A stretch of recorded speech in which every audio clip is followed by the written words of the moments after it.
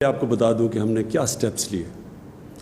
26 فروری کو پہلا پاکستان میں کیس آیا کرونا کا، اور 13 مارچ کو جب 26 کیس تھے پاکستان نے لاک ڈاؤن کیا۔ تو وہ اس سے 13 سے لے کے آج تک کیا کیا ہم نے بڑے بڑے جدھر بھی لوگ جمع ہو سکتے تھے، cricket matches, parade, universities, colleges, یہ ہم نے سب بند کر دیا۔ ہم نے فیکٹریاں بند کر دی، ہم نے پورا لاک ڈاؤن پاکستان میں کر دیا، سوائے تھوڑی سی چیزیں کھولی رکھی۔ ہم نے یہ کیوں کیا؟ ہمیں یہ پتہ ہے کہ اس وائرس کی میں بار بار آپ سے یہ بات کہتا رہتا ہوں، ہمیں اس وائرس کی 2-3 کوالٹیز آپ کو پتہ چلنا چاہیے۔ نمبر 1 کہ بڑی تیزی سے پھیلتی ہے، شاید کوئی وائرس اتنی تیزی سے نہیں پھیلتی جب لوگ مجمع جمع ہو، لوگوں کے اندر بڑی تیز ٹریول کرتی ہے۔ تو اس کے لیے دنیا اس نتیجے پہ پہنچی، اور وہ جو لفظ استعمال کرتے ہیں سوشل ڈسٹنسنگ، کہ جب آپ لوگوں کو دور ایک فاصلے کر دیں گے تو وائرس کا پھیلنا کم ہو جائے گا۔ تو ساری دنیا نے لاک ڈاؤنز کیے، پاکستان نے بھی کیا، اور ہماری لیکن جب ہم نے لاک ڈاؤن کیا، میرا سب سے پہلے دن سے خوف یہ تھا کہ ہمارے جو حالات ہیں وہ مختلف ہیں یورپ سے، چائنا سے، امریکہ سے۔ تو ہم نے جو لاک ڈاؤن کرنا ہے، ہمیں اس لاک ڈاؤن کا یہ خوف تھا کہ ہمارا ایک بہت بڑا طبقہ ہے یہاں جو دہاڑی دار ہیں، جو چھابڑی والے ہیں، جس کو کہتے ہیں انفارمل اکانومی، جو ہمارا جو مزدور ہے لیکن وہ رجسٹرڈ نہیں ہے، اس کی اکثریت ہے، 75 سے 80% وہ لوگ ہیں۔ تو ہمیں یہ خوف تھا کہ جب یہ ہم نے سب کچھ بند کر دیا تو یہ جو لوگ ہر روز دہاڑی کر کے کما کے اپنے بچوں کا پیٹ پالتے ہیں، کھانا دیتے ہیں، ان کا کیا بنے گا؟ لیکن ہم ساری دنیا میں فالو کر رہے تھے کہ کیا حالات ہیں اور کیسے پھیلتی جا رہی ہیں، اور اب سب کے سامنے آپ نے ٹی وی پہ دیکھا ہوگا کہ دن میں ہزار لوگ مر رہے تھے۔ امریکہ میں 2000 لوگ دن میں مر رہے تھے، برطانیہ جیسی جگہ میں 800 700، اسپین کے اندر، اٹلی کے اندر۔ تو جس طرح یہ اموات ہو رہی تھی تو ہم بھی وہ سب دیکھ رہے تھے۔ تو ہم نے شروع میں ایک اپنا national command and operation centre ہم نے کھول دیا، اسد عمر کو اس کا انچارج بنایا۔ ان کا کام کیا تھا؟ یہ ہر روز ملتے ہیں، ابھی بھی ملتے ہیں، سارے صوبوں کے ساتھ ان کی کوآرڈینیشن ہوتی ہے، ڈاکٹرز بیٹھے ہوتے ہیں صوبوں کے اندر بھی، ہمارے بھی یہاں ڈاکٹرز کی پینل ہے جس میں ڈاکٹر ظفر اور ڈاکٹر فیصل ہیں۔ یہ سارے ڈاکٹر سے کنسلٹ کرتے ہیں، پاکستان کا سارا ڈیٹا لیتے ہیں، اس کو اینالائز کرتے ہیں، اس کے مطابق ہم اپنے فیصلے کرتے تھے۔ تو یہ مسلسل ہم نے اور مجھے فخر ہے کہ ہمارے ملک میں اس طرح کی پیک نہیں آئی، یعنی جو آپ نے دیکھی جس طرح یورپ میں ہمارے سے امیر ملک تھے، لیکن آپ نے ان کے حالات دیکھے کہ ان کے ہاسپٹلز بھر گئے، ان کے ہاسپٹلز کوپ نہیں کر سکتے تھے، ان کے پاس انٹینسیو کیئر میں ان کے جو ڈاکٹرز تھے، ہیلتھ ورکرز تھے، جس طرح کو ان کے اوپر پریشر پڑا۔ اللہ کا کرم ہے کہ پاکستان کے اوپر ویسا پریشر نہیں پڑا، اور اس کا ہم خاص اللہ کا شکر ادا کرتے ہیں، ہم سب کو کرنا چاہیے۔ لیکن ہم یہ بھی سوچتے رہے کہ کون سا ایسا وقت ہے کہ ہم اب اپنی اکانومی کو کھولنا شروع کریں، اس لاک ڈاؤن کو کم کرنا شروع کریں۔ تو ہم نے آج فیصلے کیے ہیں کئی، اور وہ میں اس کی تفصیل اسد عمر بھی آپ کو بتائیں گے جو ہم نے فیصلے کیے ہیں، اور جو انڈسٹری کے جو ہم نے انڈسٹری میں کھول لیے ہیں شعبے، اس کے ہمات نظر آپ کو بعد میں بتائیں گے۔ ڈاکٹر فیصل آپ کو بتائیں گے کہ جو اوور آل دنیا میں پوزیشن ہے کرونا کی، دنیا میں کیا ہو رہا ہے، اور اس کے مقابلے میں پاکستان کیا کر رہا ہے، وہ آپ کو میڈیکل پوائنٹ آف ویو سے دیں گے۔ تو یہ کنسلٹیشنز ہماری چلتی تھی ہر روز۔ یہ جو ہم نے فیصلہ کیا، یہ سارے صوبوں کے ساتھ ایک ایک چیز ڈسکس ہوئی، اور ہم نے سب کے ساتھ مل کے یہ فیصلہ کیا کہ اب ہم یہ کئی چیزیں جس کی تفصیل ابھی آپ کو بتائیں گے کہ ہم اپنے آسانیاں پیدا کرنی ہیں.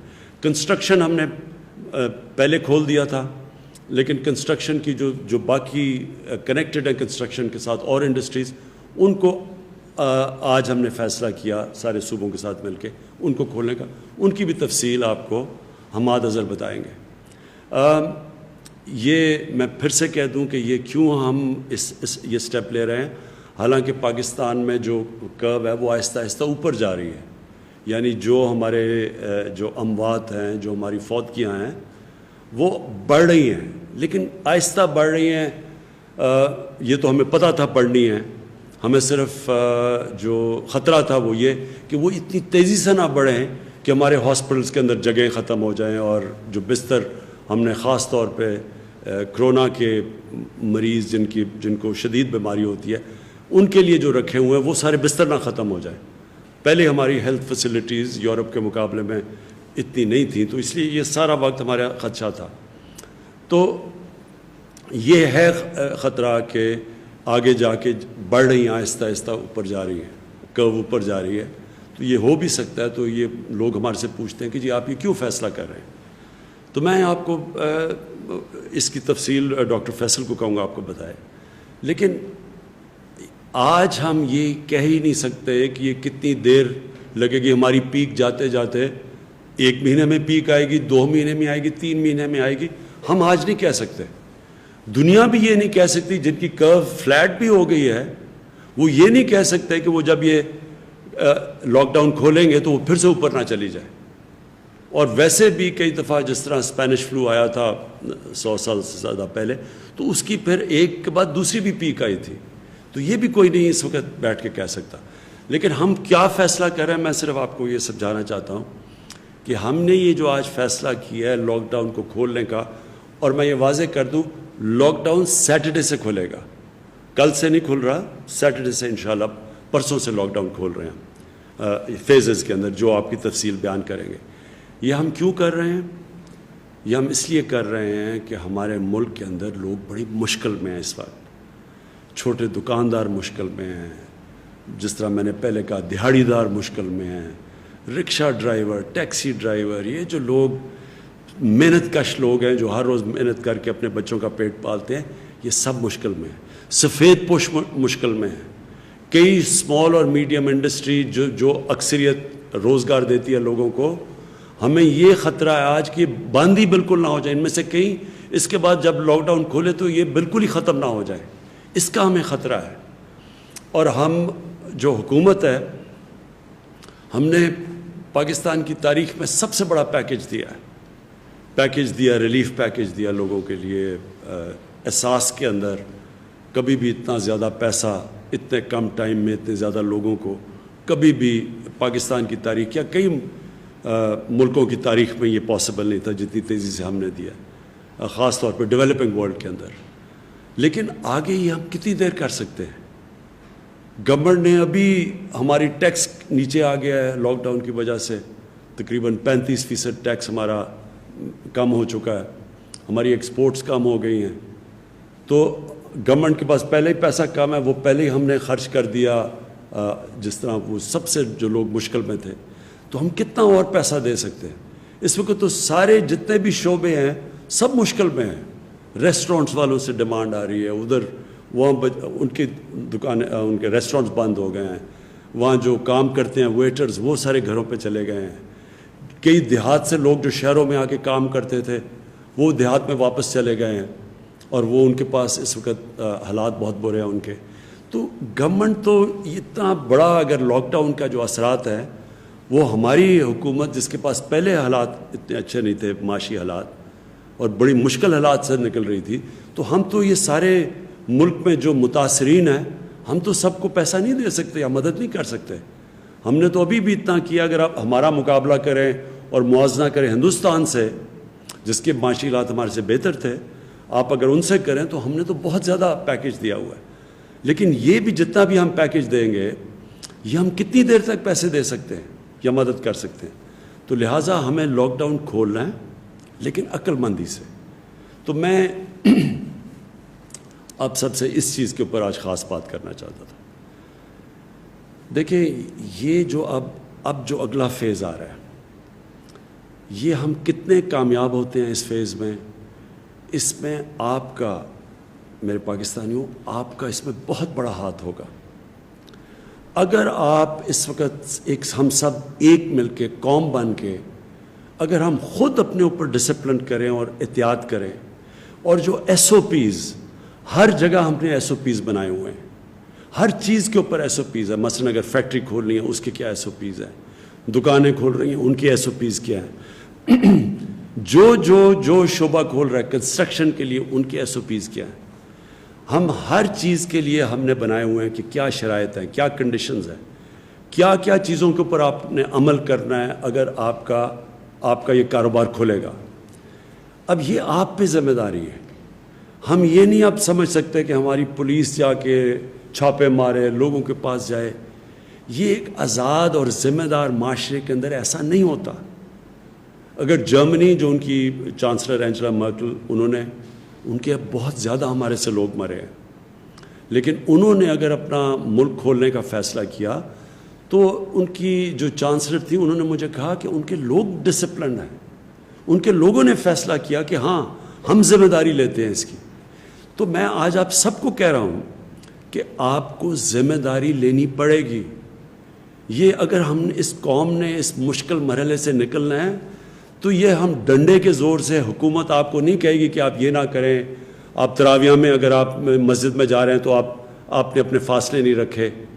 گورنمنٹ یہ نہیں جا کے کہے گی فیکٹریوں میں، آپ کتنی فیکٹریوں میں جائے گی، کیا کیا کام کر سکتی ہے پولیس، اور پھر پکڑ کے کیا ہم جیلوں میں لوگوں کو ڈالیں گے، اور جیلوں کے اندر کیا ادھر پہ ان کے پھر ہم ٹیسٹ کریں گے کہ جی یہ جو اندر جیلوں میں لگ گیا۔ یعنی یہ کوئی بھی گورنمنٹ نہیں کر سکتی۔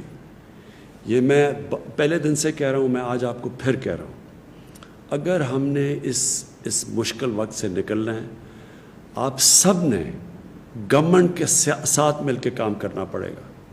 جو ہم نے والنٹیئر فورس، یہ جو ٹائیگر فورس ہے، میں نے ان سب کو کہا ہے کہ آپ کا کام ہے کہ آپ ذمہ دار شہری لوگوں کے پاس جا کے بتائیں کہ آپ کو عمل کرنا پڑے گا ان چیزوں کے اوپر۔ یہ آپ کے بھلے کے لیے ہے، یہ کوئی گورنمنٹ کے لیے نہیں ہے، یہ آپ کے لیے ہے۔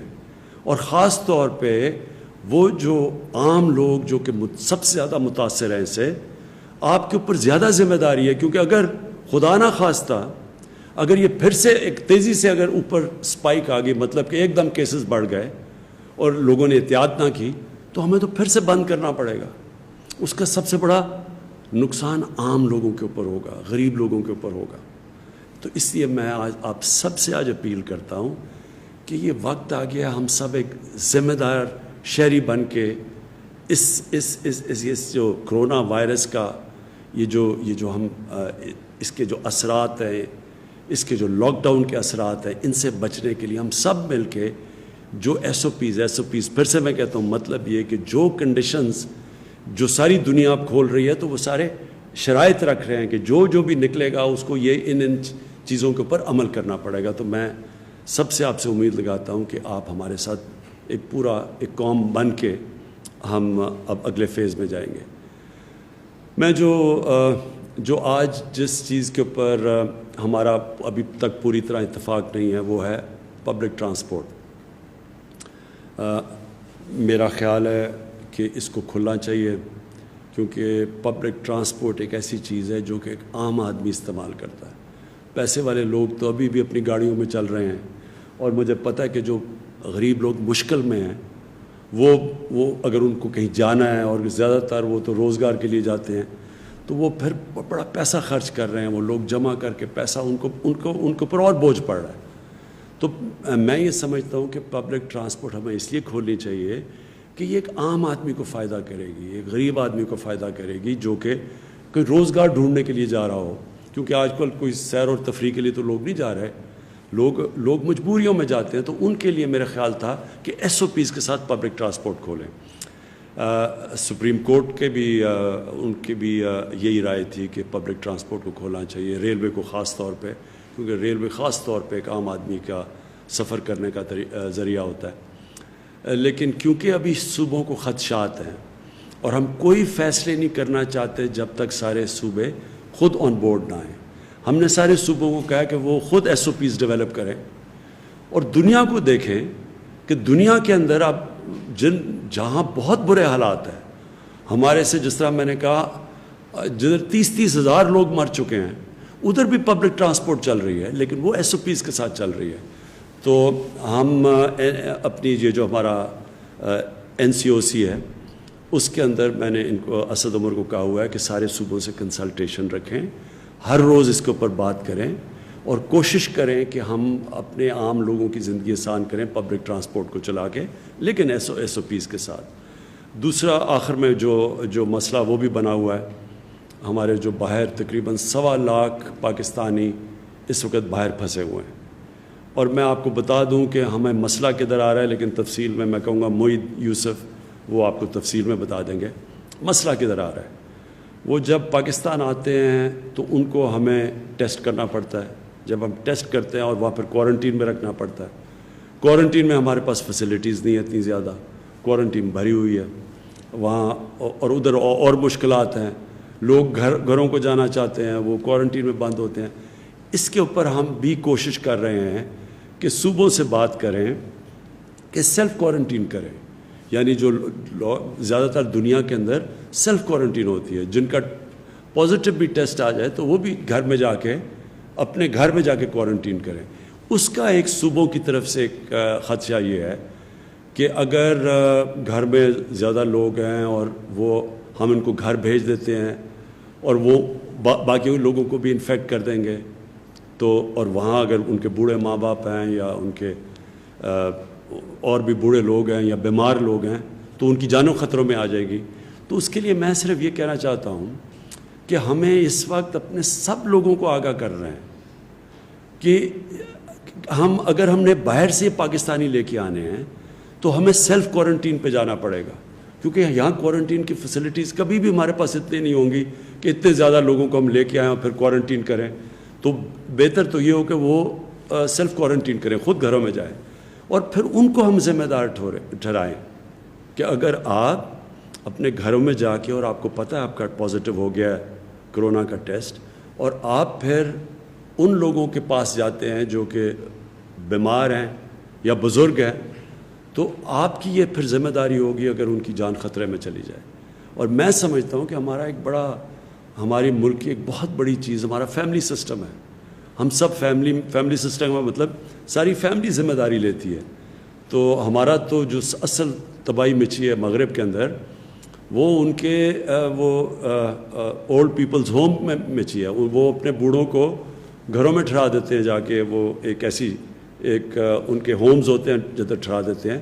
تو ادھر جب کرونا جاتی تھی تو بڑی تیزی سے پھر بہت زیادہ فوتگیاں ادھر ہوئی ہیں. تو ہمارا کیونکہ فیملی سسٹم ہے ایک قسم کا، یہ ہمارے لیے ایک طاقت بھی ہے ہماری، کیونکہ ہم ذمہ داری لیتے ہیں اپنے بزرگوں کی.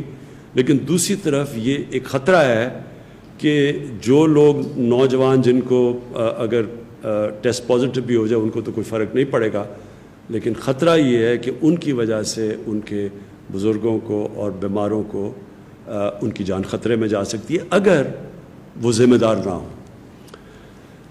میں اب چاہوں گا کہ میں اسد عمر آپ سے آنے سے پہلے میں چاہوں گا کہ ڈاکٹر فیصل آپ پلیز سب کو بتائیں، کیونکہ مجھے پتہ ہے کہ پاکستان میں کئی لوگ بڑے گھبرائے ہوئے ہیں کہ جی ایک دم یہ جو لاک ڈاؤن کم کر رہے ہیں تو یہ پھیل نہ جائے. تو آپ نے سارا دنیا کا جو تجربہ آپ کے پاس ہے اور آپ جو فالو کر رہے ہیں دنیا کی ٹرینڈز، تو پلیز آپ ذرا لوگوں کو آگاہ کریں اس چیز سے.